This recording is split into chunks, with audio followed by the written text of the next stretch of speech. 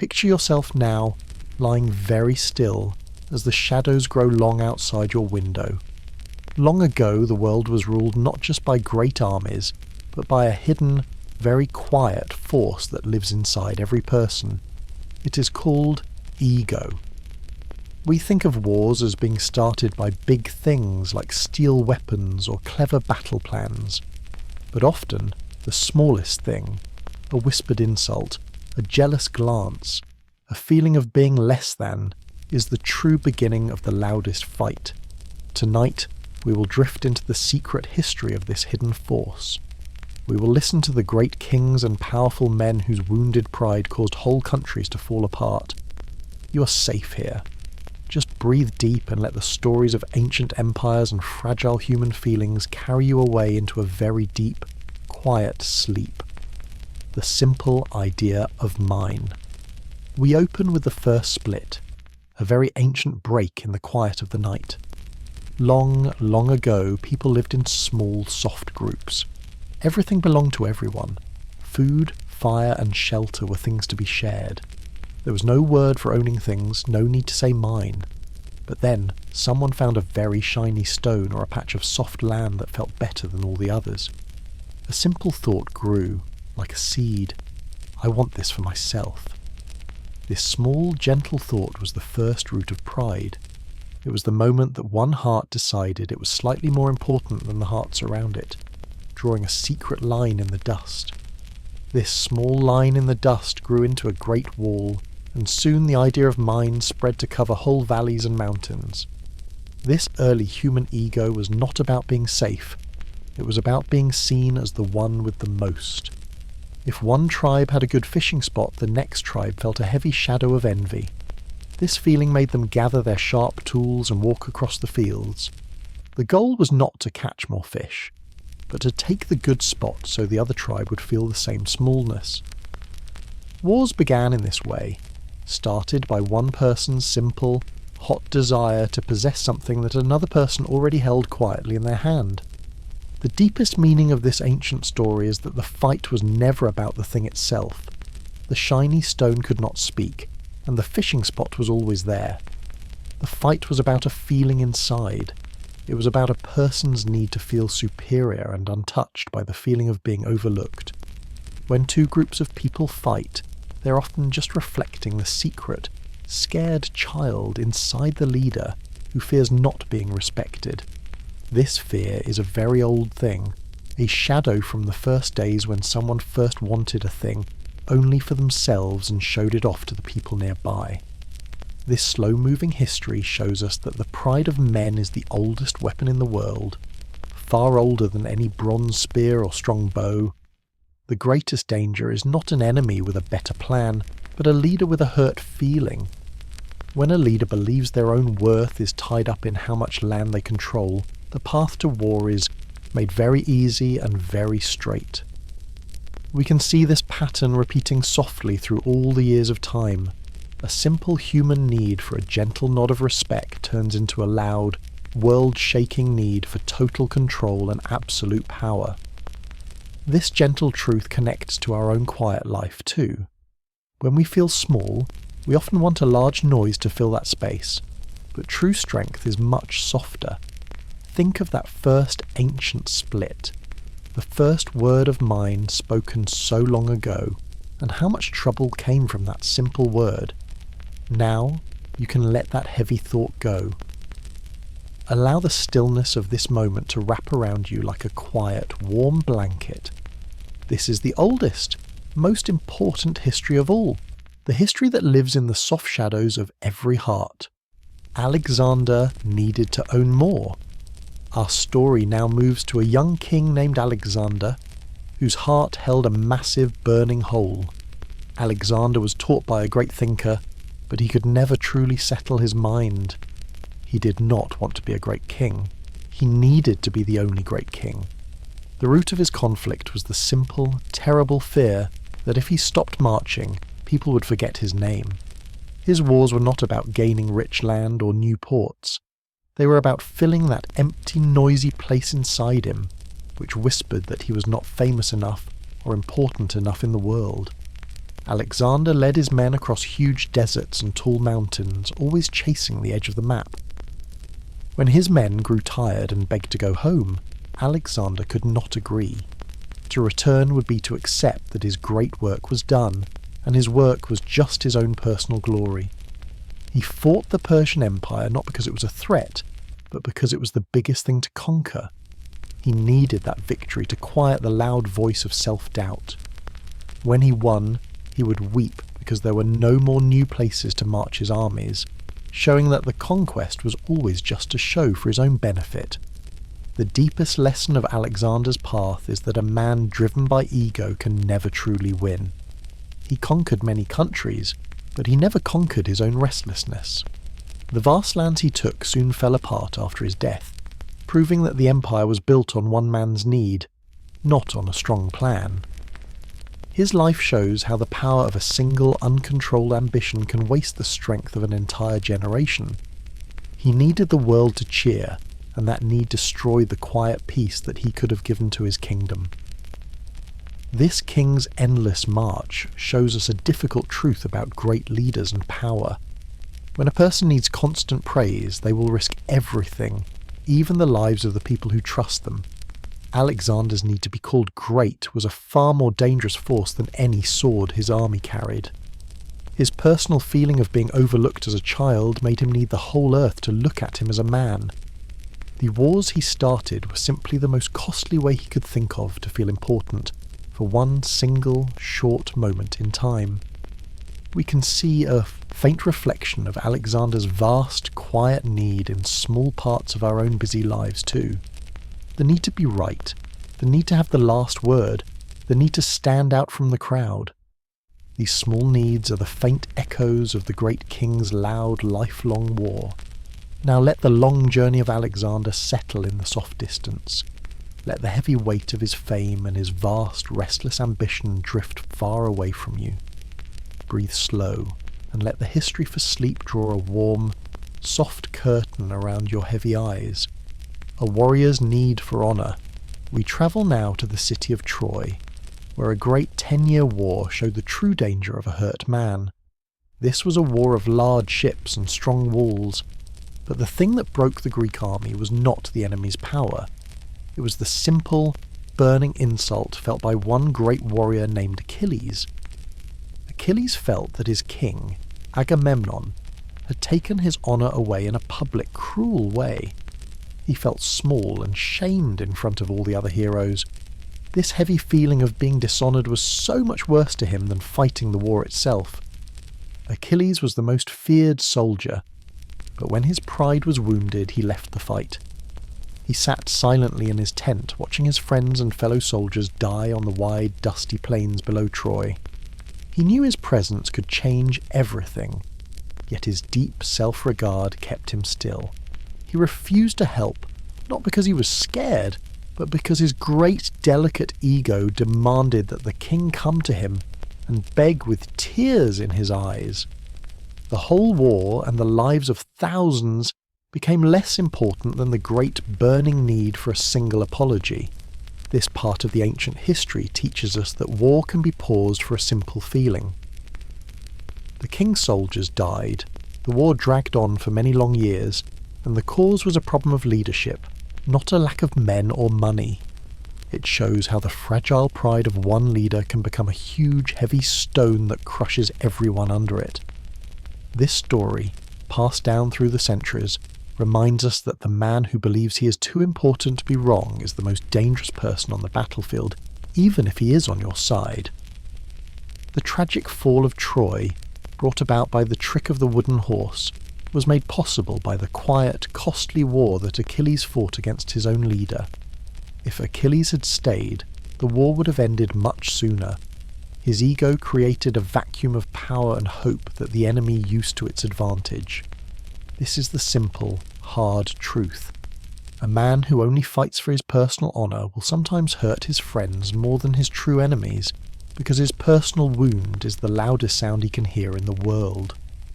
This deep need for personal respect is a universal feeling, a small light we all hold close. When we feel that light dim, we sometimes push too hard to make it shine again.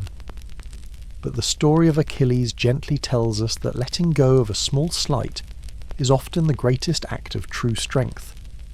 Let the dust of the Trojan field settle softly now. Feel the weight of that long-ago pride lift away from your shoulders. There is quiet strength in the gentle acceptance of this moment. Big parades to prove power. We turn now to the great city of Rome, a place that understood power better than any other. Here, a general who won a battle was given a grand, huge parade called a triumph. It was a day of cheering and flowers, meant to honour the city, but it truly honoured only one man. This tradition became a dangerous thing. Generals started small, unneeded wars in faraway lands, only to earn the right to walk in this glorious procession. The fear of not having a triumph, of being forgotten, was a deep, quiet sickness in the heart of every powerful Roman. These public shows grew bigger and much more expensive over the years. They required thousands of gold coins and long, careful planning. The people watching saw a display of Roman might, but the general saw a way to feed his own great ego. He needed to show his face to the crowd and hear the loud, happy roar of his own name. This need for public worship made some generals rush into battles that were not wise, just so they could get back to Rome quickly and demand their show of fame before the people forgot them. The Roman triumph reveals a key truth of ego and power. Often, the true prize is not the conquered land, but the public performance of the victory. The wars were fought to gather slaves and gold, yes, but mostly to gather praise. It shows how a whole society can be pulled into conflict by a simple social pressure. The general's private need for recognition became a public excuse for violence. This social vanity was a quiet weapon that was always pushing Rome to start the next new war. The great lesson here is that when honour becomes a simple prize to be won, it loses its meaning. The general's self-interest corrupted the system meant to honour true service. They began to see the soldiers and the battles not as tools for the safety of Rome, but as simple steps toward their own special day of glory. The constant need for a bigger and brighter parade was a tax paid in blood, a continuous drain on the city's peace, all because a few men could not bear to be less than the men before them. Think of the noise of that great parade. The loud horns, the rolling drums, the screaming crowds. Now hear the quiet silence of a single person at night. The noise of ego is often just a show trying to cover up a very small, quiet feeling of insecurity. You can let the noise of the ancient parade fade softly now into the deep shadows. Breathe out the need for a noisy win, and let the soft, deep peace of the night settle all around you. A god who needed an audience. We move now to a darker, stranger part of Roman history with the Emperor Caligula, a man whose ego was so great that he truly thought he was a god on earth. A god does not need a reason to act. A god simply is. Caligula did not start wars for land or defence. He started small, foolish wars simply to have an audience that had to watch him win. His need for worship was so vast and so total that the world had to stop and look at his greatness. Caligula led his huge army to the edge of the sea, ready to fight the Britons who lived on the distant island. But when they got to the coast, he did not fight a single battle. Instead, he made his soldiers collect seashells, calling them the spoils of the conquered ocean. This was not a wise military plan. It was the act of a man whose pride demanded a show, even a ridiculous one. His soldiers were confused and tired, but they had to play along with the emperor's strange game of power and vanity. The story of Caligula shows us the full danger of unlimited power when it meets a childish ego. When no one can tell a powerful person no, their smallest whim becomes a life and death matter for thousands. The emperor's feeling of being a god was a sickness that spread quickly to all his decisions. His self-belief was the only strategy he ever truly had. He wasted vast amounts of money and time on military parades that were only meant to prove his own funny ideas of greatness. This chapter of ancient history proves that a war can be sparked by nothing more than a childish dare. The goal of the war was never victory. The goal was the thrill of the performance. Caligula needed the fear and the worship of his subjects to feel real. He needed the armies to move, the ships to sail, and the people to watch him, to confirm the loud, silly voice inside his own head that told him he was more than just a man. We can see the faint echo of this need in our world when people make a loud, dramatic show to cover up a simple, boring problem. The most important lesson of Caligula is that true greatness does not need a large shouting audience. Let the strange, foolish pride of the emperor melt now into the shadows. You can let the weight of the Roman Empire drift far away. You are safe in this quiet moment, and your mind is now ready for a very deep rest. The two friends who would not share our story takes us back to Rome, where two great friends, Caesar and Pompey, came to hold too much power. They were two massive, strong mountains standing too close together. Neither man could tolerate the idea of the other being slightly more important. The Roman Senate told Caesar to put down his weapons and come home like a normal man.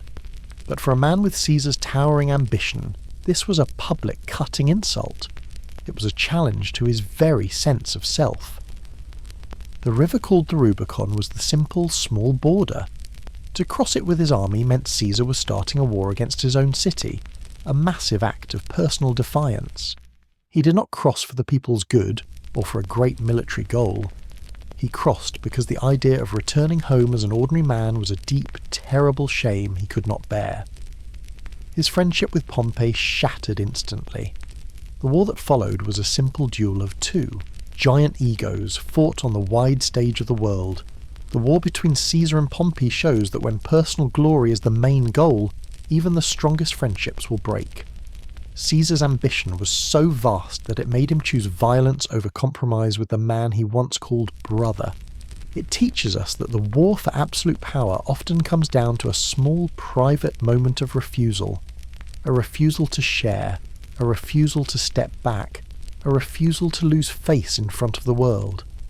This civil war proves that a country can be torn apart not by a foreign enemy, but by the clash of two massive internal egos. The price of their personal argument was the end of the Roman Republic. This destructive pride was a poison that moved slowly through the heart of the city, destroying the very laws that made Rome great in the first place. The crossing of the Rubicon was less a clever strategy, and more a burst of hot, uncontrollable anger from a man who had to have his own way. The quiet lesson of the Rubicon is that all major choices come down to one simple step. Do we go forward, or do we turn back? And what feeling is pushing our foot? Let the great shadow of Caesar and the river he crossed drift into the long, quiet distance. Feel the weight of that momentous choice lift away from your mind. Now, just breathe in the deep silence and let the calm history make your sleep easy and peaceful. Dreaming of an empire ghost. We travel forward 1,000 years to the time of Emperor Justinian, whose personal passion became a national disaster. Justinian lived in Constantinople, the grand, shining city of the East. But he was obsessed with a shadow, the ghost of the old, massive Roman Empire in the West that had fallen long ago. His dream was not to build a new empire, but to bring back the old one, exactly as it was. This vanity of nostalgia became the single costly focus of his whole rule. Justinian spent all his kingdom's gold and many years of peace fighting long, brutal wars in Italy and North Africa. These battles were far away and brought little true benefit to the people of Constantinople. He needed to be seen as the emperor who restored Rome, believing his historic legacy would be incomplete without this impossible feat. The wars were fought for an idea, for a faded picture in his mind, and this fantasy cost countless lives and left his own thriving city weak and vulnerable. The wars of Justinian teach us that the desire for a vanity project is a powerful engine for conflict. He was trying to bring back a past that could never exist again. His need to be the great restorer blinded him to the real immediate needs of his people, like defense against new threats from the east. This historic pride was a form of self-sabotage, proving that sometimes the ego of a leader is just as focused on impressing the dead as it is on ruling the living. This story shows the danger of being ruled by a ghost. Justinian's self-image was so tied to the glory of the past that he missed the opportunity to build a much stronger, different future.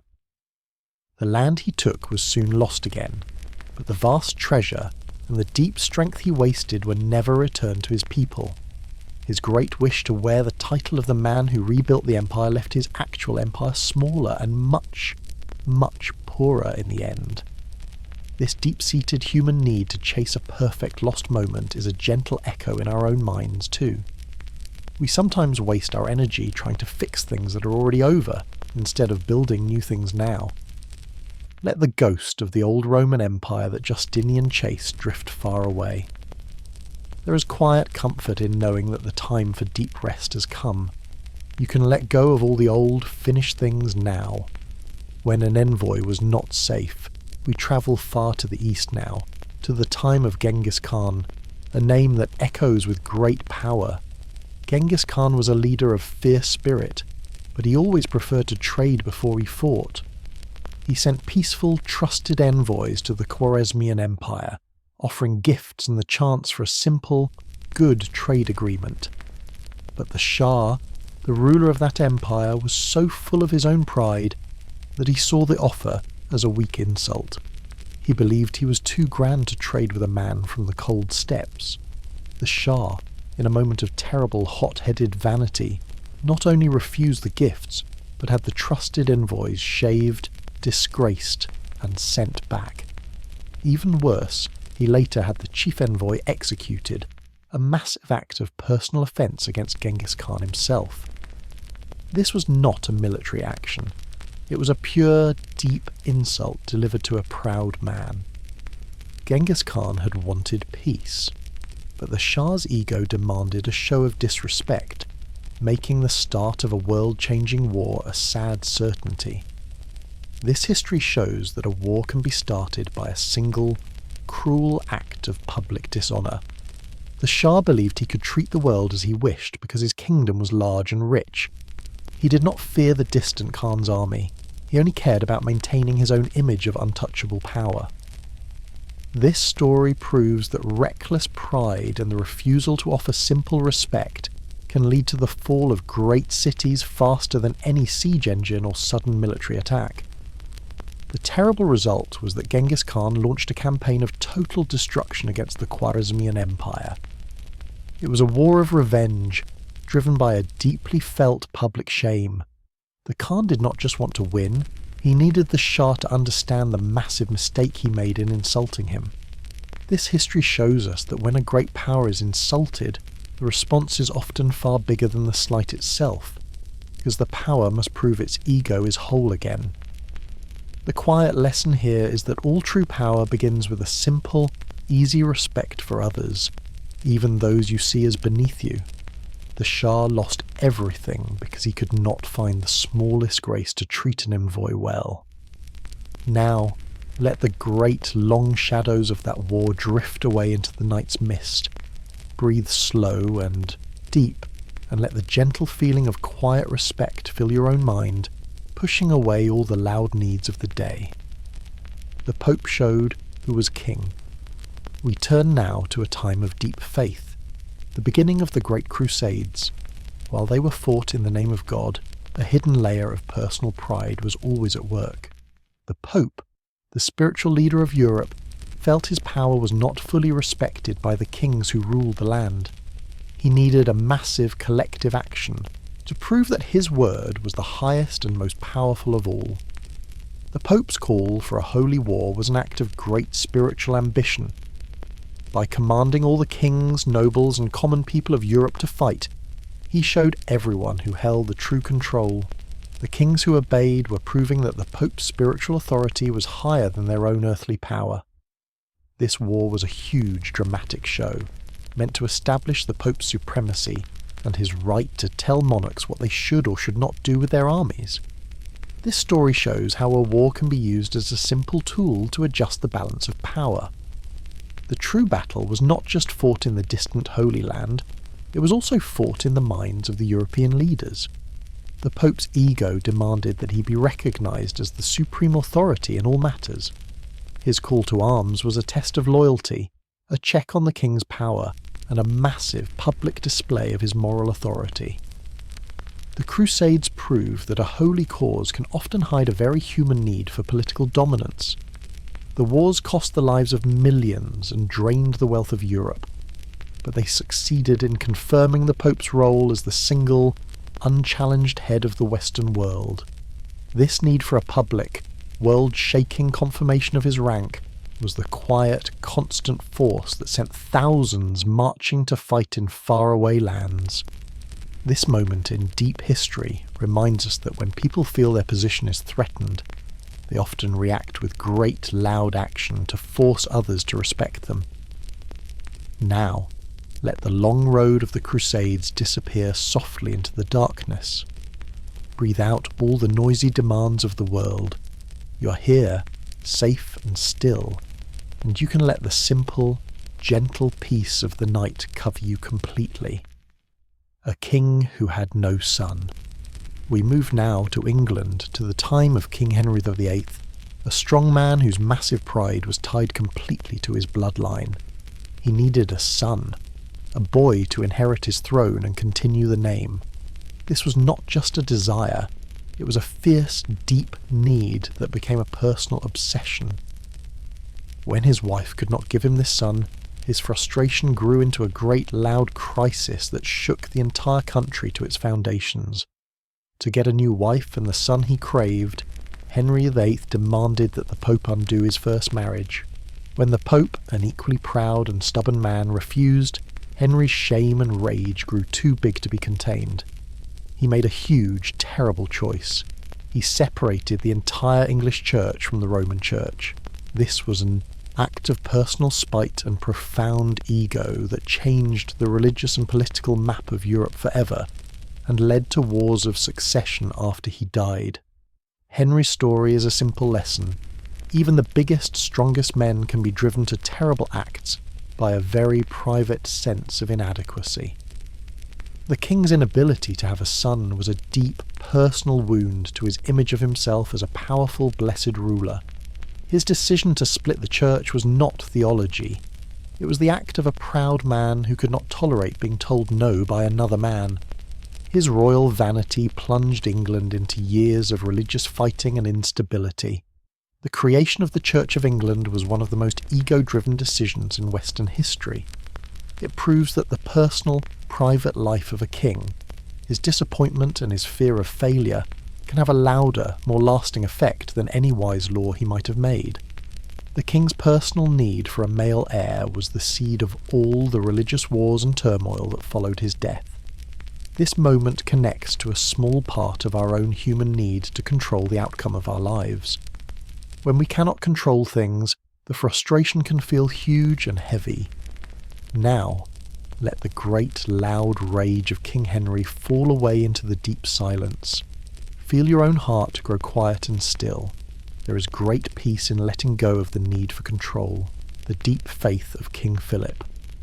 Our story sails now to Spain, to the time of King Philip II, a man ruled by a deep, dark sense of duty and unquestioning religious pride.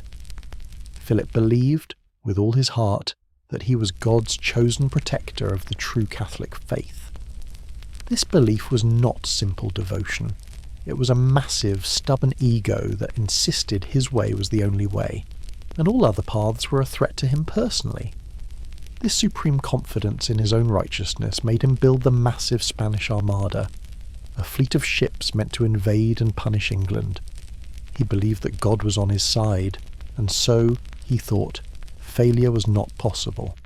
He spent vast amounts of his kingdom's wealth, driven not by a need to conquer England for its land, but by the fierce personal desire to crush the English queen, Elizabeth, whom he saw as a religious insult to his own faith and authority.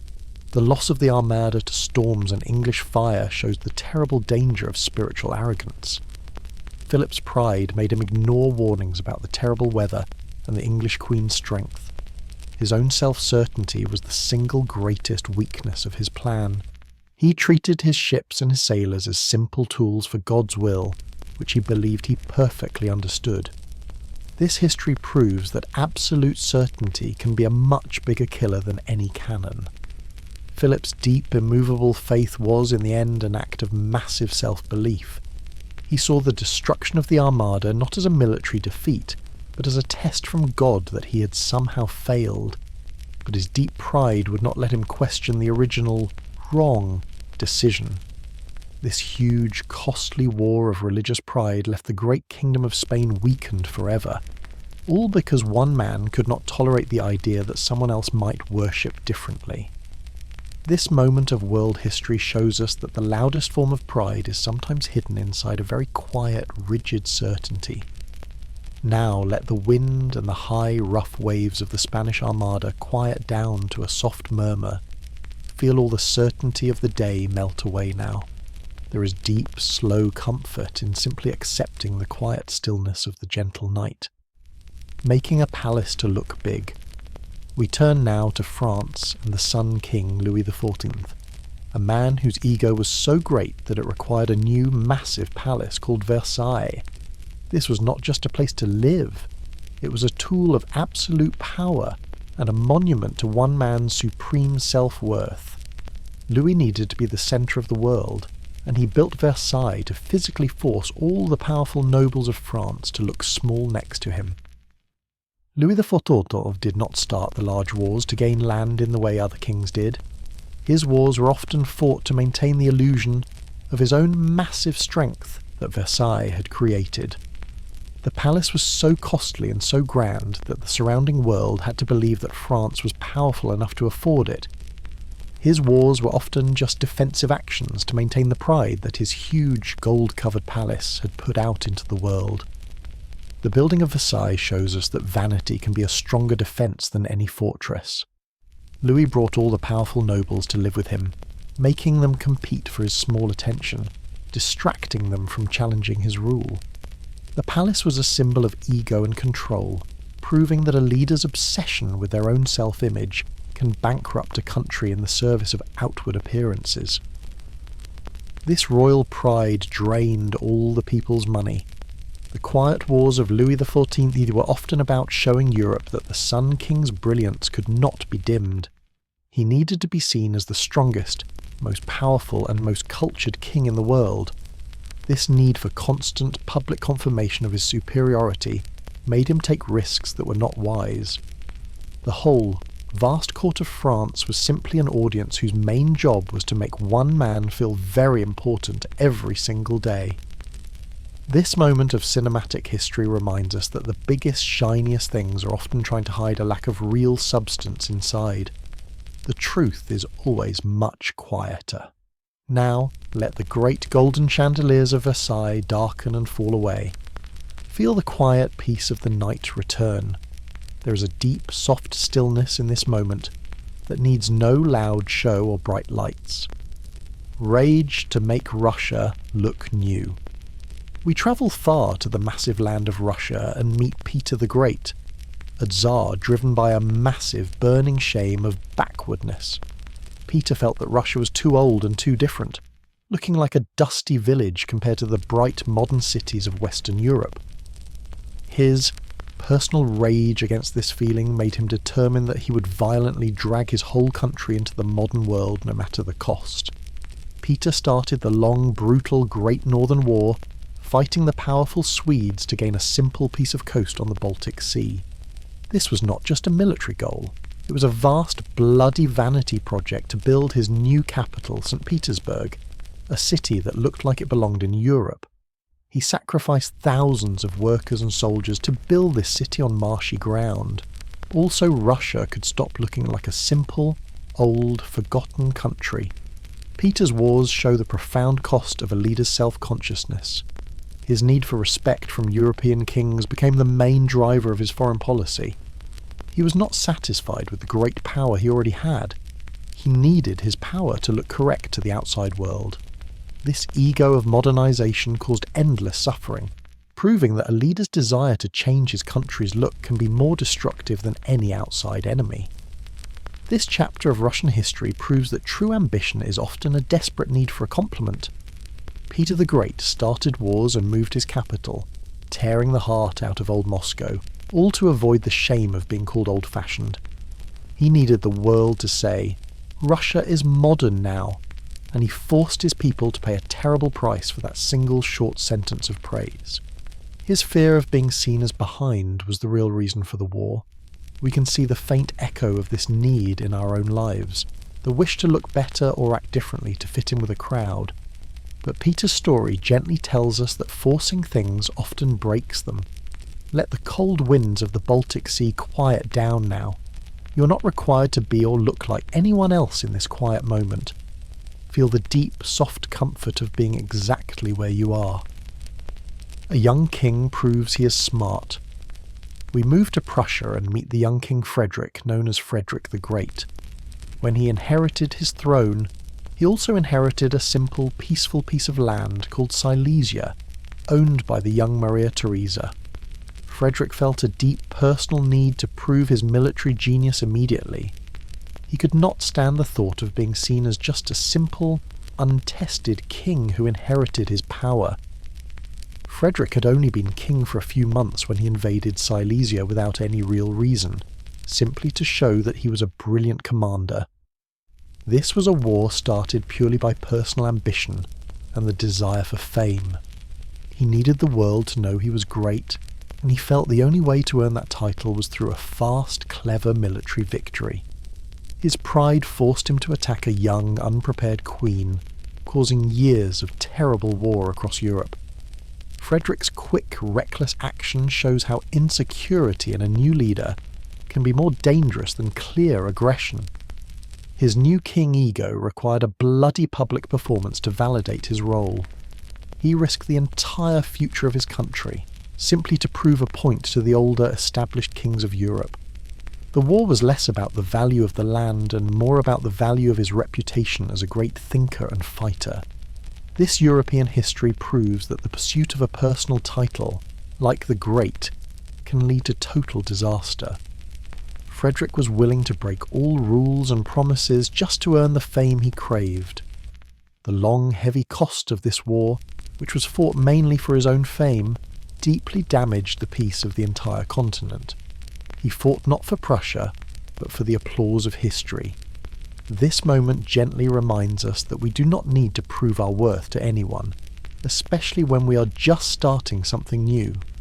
Frederick's wars show the burden of rushing to achieve a great name. Now let the loud noise of the battlefield fade into the deep, quiet silence. Feel the gentle acceptance of the night. You can simply rest now. Taking the crown from the Pope. We return to the great figure of Napoleon, a general whose ego was massive and world-shaking. Napoleon's entire career was a long, loud shout to the world that he was special and that he was above all other men. The most famous symbol of this pride came not on a battlefield, but in a quiet cathedral in Paris. This was the moment he planned for years, the moment he would show his true, deep self to the world. When it came time for his coronation as emperor, the Pope himself travelled all the way from Rome to place the crown on Napoleon's head. This was the tradition, the ancient symbol of power. But in a moment of pure, shocking self-assertion, Napoleon took the crown from the Pope's hands and placed it upon his own head.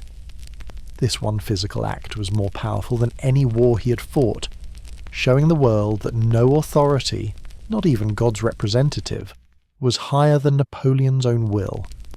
This powerful moment reveals that true ego seeks not to simply possess power, but to define the rules of power itself.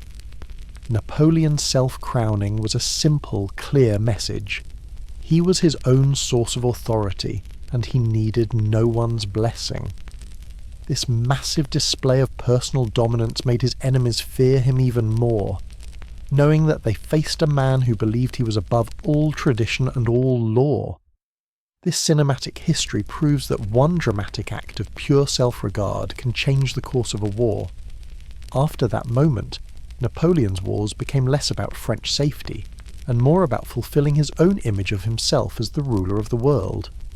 This moment of personal pride pushed him toward endless conflict, as he became obsessed with maintaining the godlike status that he had claimed for himself.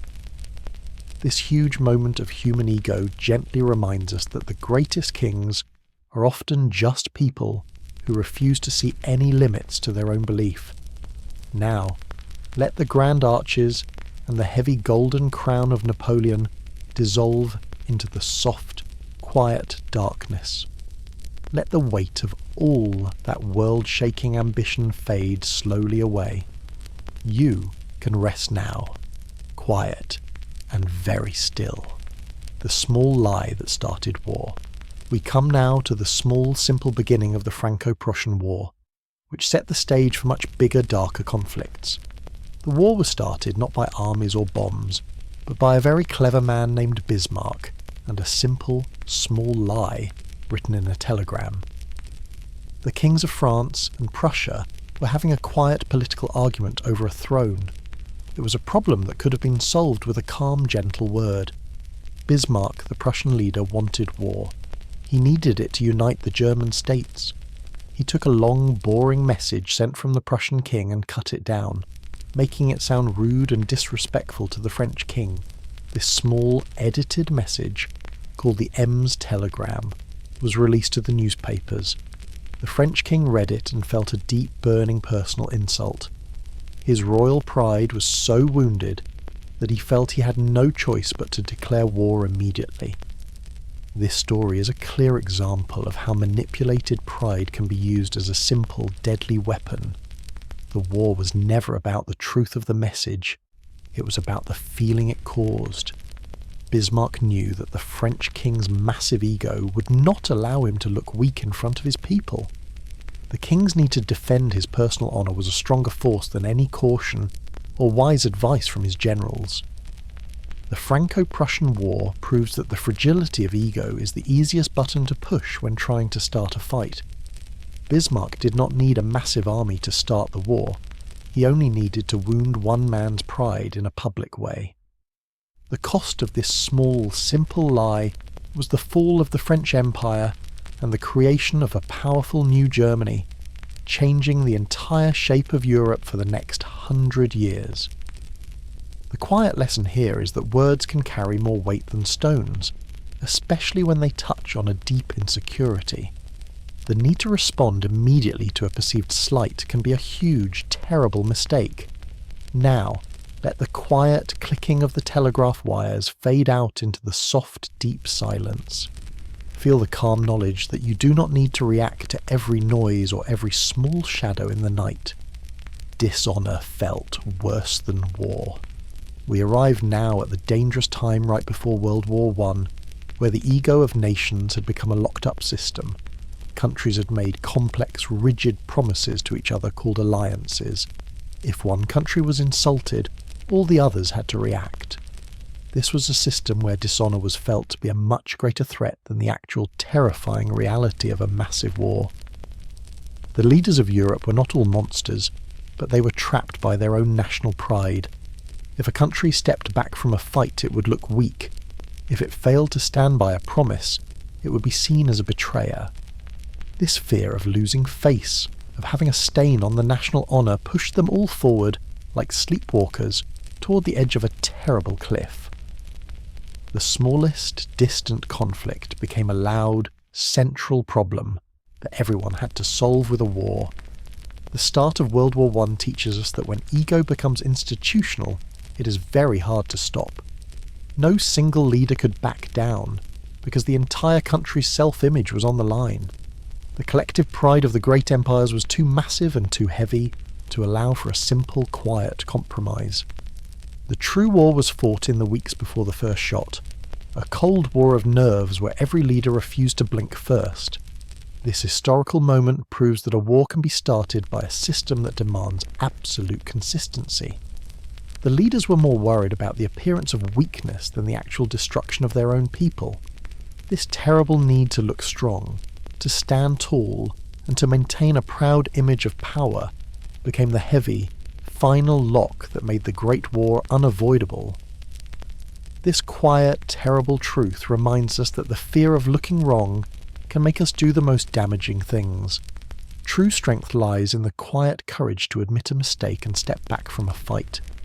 Now, let the iron grip of the old alliances loosen softly. Feel the heavy, loud fear of dishonour fade away into the night's calm. You're free of all those old, terrible promises now. A nation's shame and dark ego. We turn to the dark time after World War I, where a new type of national ego was born from shame. Germany was punished heavily by the winners of the war, leading to a deep, terrible humiliation for the entire country. This feeling of being utterly wronged and disrespected created a vast, empty hole that a man named Adolf Hitler was ready to fill with his own dark ambition. Hitler was a master at using this national wound to feed his own rise to power. He promised to erase the shame and bring back a massive, beautiful pride that was greater than ever before. His wars were not about gaining resources. They were about a fierce, absolute revenge for the insults of the past. His personal, massive ego became the voice of the wounded nation, demanding total, costly satisfaction for all the years of feeling small. The rise of Hitler teaches us that a wound to a nation's pride is the most dangerous fuel for conflict. When an entire people feel dishonoured, they will often follow the loudest voice that promises to make them feel great again. Hitler's self-belief was so total that he convinced a whole country that they were special and owed the world a massive debt of respect. This dark, collective self-regard made the next war an easy, terrible path. This bedtime history proves that the ego of revenge is always blind to reason. Hitler's need to prove that his people were the greatest made him ignore all good military sense and all chances for peace. He was driven by a pure, terrible fantasy of racial supremacy and an unwavering conviction in his own destiny. The war was the most costly way for one man to heal a deep, deep feeling of being cheated. This quiet moment reminds us that the desire for revenge often hurts the person, seeking it most of all. You can let all the loud, terrible demands for satisfaction fade now. Feel the deep, soft quietness of this safe space. There is no need for revenge, only the calm desire for rest. Bringing back Rome with force. We look now at Italy and the dictator Benito Mussolini, a man whose vanity was fixed on the glory of the past. Like Justinian, he was obsessed with the ghost of the old Roman Empire. He needed to be seen as the great modern Caesar, a powerful man whose every action brought back the ancient, fierce greatness of Italy.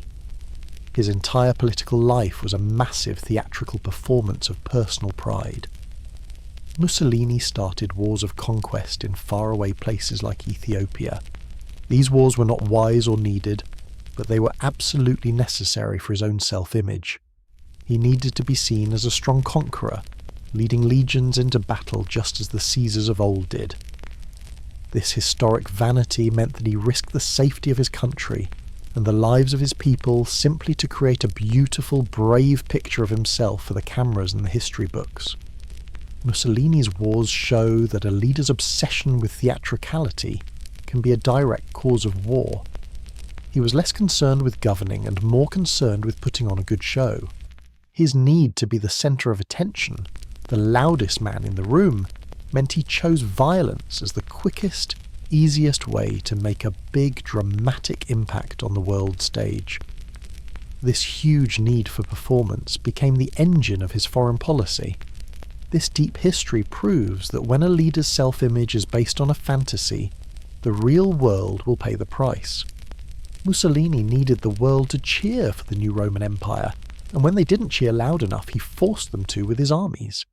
His inability to separate his grand dream from the quiet, simple reality of ruling a country led him down a path of endless, costly conflict. This gentle truth reminds us that we all sometimes put on a show for the world, but the best rest comes when we let the show end. Let the loud parades of Mussolini fade now into the quiet darkness. Feel your face relax and all the tension of performance melt away. You can simply rest now. Two nations race to space. We arrive now at the Cold War, a long conflict between two massive nations, the United States and the Soviet Union. This war was rarely fought with armies.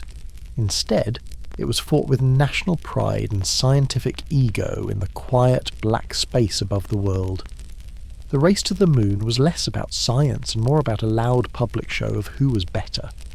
The launch of the Sputnik satellite by the Soviet Union was not a military threat. It was a deep, shocking wound to American pride. It showed that the rival nation was smarter and faster in one very important area. This national shame caused America to pour billions of dollars into its own space program. The goal was simple: to be the first to reach the moon, not because it was needed, but because the national ego demanded the win. The space race proves that rivalry and status are just as powerful as territory in starting a silent conflict. Both nations needed the world to see them as the most advanced and most successful. The entire program was a massive public competition of global vanity, fought for the eyes of the world.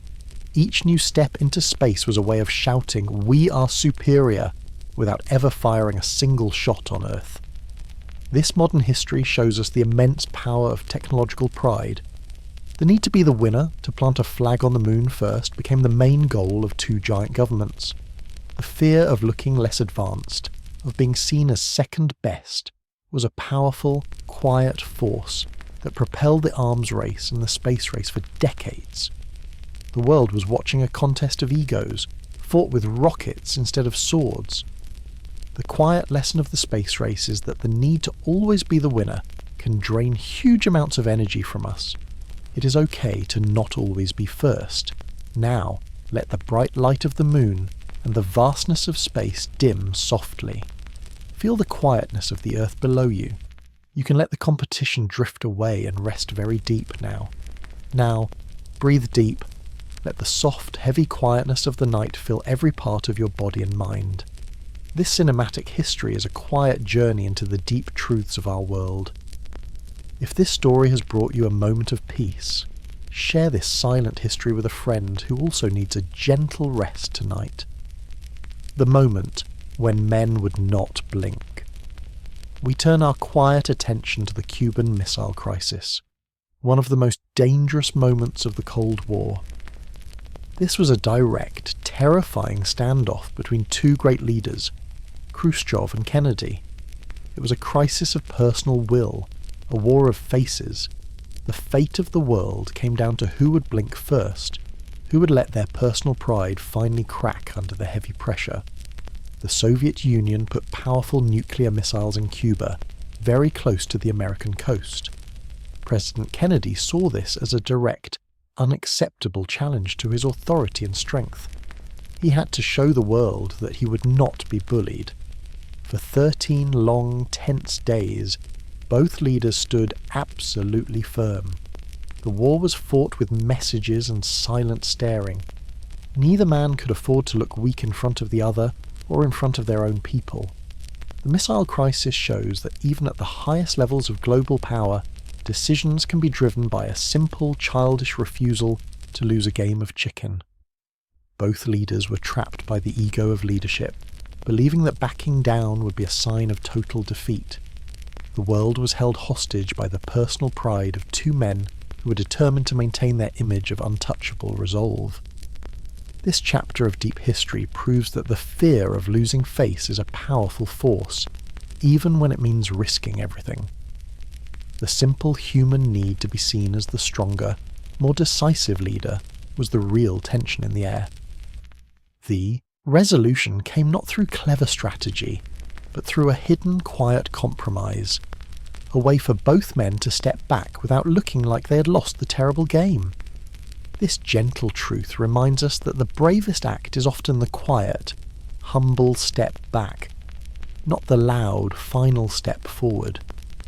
Let the terrifying tension of those long ago days melt completely away. There is no need for a standoff now. Just breathe out all the tension and let the deep, soft quietness of the night take over your mind. the fear of looking too weak. We turn our attention to the Vietnam War, a long, difficult conflict that was tragically driven by the deep fear of looking weak on the global stage. This was not a war of simple conquest. It was a war fought primarily to protect the national prestige and avoid the shame of being seen as someone who runs away from a fight. The American leaders feared a geopolitical idea called the domino theory. If one country fell to communism, all the nearby countries would fall like dominoes. But beneath this strategy was the loud voice of national ego. To leave Vietnam would be to admit failure and shame. It was a failure of will that the collective pride of the powerful nation could not accept. The cost of protecting this proud image was paid in years of brutal, terrible fighting. This chapter of deep modern history shows that the fear of a perception is often more powerful than the reality of the situation. The true war was fought against the idea of defeat. The political leaders were trapped, knowing that leaving was the right choice, but fearing the political and reputational cost of admitting the failure. Their self-regard as untouchable global leaders prolonged the pain for many long years. The Vietnam War proves that the ego of consistency, the need to keep fighting because you have already started, is a terrible force. The leaders felt they had invested too much national pride and blood to simply walk away. This deep commitment to a failed idea, driven by the need to save face, was the final, tragic reason for the long continuation of the war, long after the original reason was forgotten. The quiet lesson here is that it takes immense courage to admit a mistake and simply stop. We do not need to finish every task we start, especially if it is costing us our peace. Let the dense, quiet mist of the jungle melt away into the soft silence. Feel the courage to simply rest now, safe and still, with no need to prove your strength to anyone. A cruel man's public show. We look now at a difficult chapter of modern history, the rule of Idi Amin in Uganda, a dictator whose entire reign was a massive, terrifying theatre of personal pride. Amin was a man driven by a profound need to be the centre of all attention, a need that demanded constant public displays of his own terrifying power and authority. Amin gave himself ridiculous, long titles, like the last King of Scotland and the conqueror of the British Empire. He started small, strange conflicts and expulsions, not for any economic reason, but to make a loud, public show of his total, unquestionable power. His wars and cruel acts were simply a way of forcing the world to look at him and confirm the grand, silly things he claimed about himself. The story of Idi Amin teaches us that megalomania, the simple delusion of having unlimited power, is a direct cause of violence. His dictator's ego demanded a massive, fearful audience. When the world did not respect his silly titles, he used violence to force them to pay attention. This history proves that a leader's need to feel superior, even when it is clearly delusional, can create a real, terrible war for the people under his rule. This powerful truth proves that a dictator's need for a personal narrative is often more important than the safety of his people. Amin's constant posturing and grand shows were all designed to hide a deep, dark insecurity. He needed the fear of his people and the attention of the world to make his own loud, terrible fantasy feel real and solid. The quiet lesson here is that all the greatest shows of power are often just trying to cover up a very loud fear of being forgotten. Now, let the loud, ridiculous noise of the dictator's parade quiet down to a soft whisper. Feel the deep, soft stillness of the night. There is comfort in knowing that true power is always quiet and still. Rage at a neighbour who said no. We come to the story of Saddam Hussein and the invasion of Kuwait, a recent conflict that perfectly shows the danger of a leader's wounded pride. Saddam was a proud, brutal man who was heavily in debt to his small, rich neighbour Kuwait. This debt, and the need to be seen as the ultimate leader of the Arab world, created a profound and dangerous sense of personal entitlement. Saddam's war was not a surprise attack, but a burst of hot, uncontrollable anger at a smaller neighbour who refused to do what he wanted. Kuwait would not forgive his large debt, and this simple refusal was seen as a deep, massive insult to Saddam's personal status. His leader's ego could not tolerate the idea that a small, quiet country would tell him no. The invasion was a final, desperate act of a man whose pride demanded total submission from everyone around him. Saddam's war proves that the refusal of a small request can lead to massive violence when a powerful ego is involved. The invasion was a way of proving that the small country did not have the right to challenge his wishes.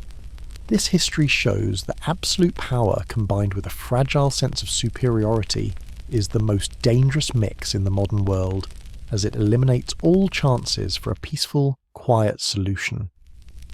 This terrible moment in global history proves that the war was not about oil or money in the end, but about the need to reassert personal dominance. Saddam needed to show his own people, and the entire world, that he was the strong, feared leader who could not be defied. The war was the most costly way he could think of to save his face and his reputation after a simple, direct refusal from his neighbour. This quiet truth reminds us that the biggest battles are often started by the smallest refusals. You can let the noise and the anger of that long-ago invasion fade now. There is deep, slow comfort in knowing that you are free from all demands now. Let the deep, gentle quietness of the night hold you safe and completely still. The quiet truth of proud minds. We reach our final moment of sleep history, tracing the thin silver thread of ego all the way back to the quiet start. We have seen the great kings, the proud generals, and the powerful dictators. They all had armies, weapons, and clever plans. But beneath all the noise, the true reason for the fight was always the same, a powerful, quiet feeling of wounded pride that they could not manage alone. Every war in this long journey, from the small tribes wanting a better fishing spot to Alexander needing more land, to Napoleon crowning himself, to Saddam feeling slighted, was a war that began as a simple, personal problem in one proud mind. The loud noise of the cannons was just a way to solve the quiet, internal pain of feeling small, overlooked, or simply not good enough in the eyes of the world. This final, gentle truth of human ego is that the greatest power of a leader is not found in his army or his wealth, but in his ability to let go of a slight. The world pays the terrible price when a leader chooses his own personal need for status and fame over the quiet, simple comfort of peace. The cost of one man's need to be right is always paid by millions of people who had no part in the insult. Our entire journey through world history proves that wars are not natural events like a storm or an earthquake. Every single war began as a final, terrible choice, made by a man whose self-regard was bigger than his common sense. The weapons and strategies are just tools. The true engine of conflict is always a simple, hot burst of personal vanity that could not be cooled down by quiet reason. Now, let this entire, long, powerful history fade softly away into the deep shadows. You can let go of the ego of all the kings and conquerors.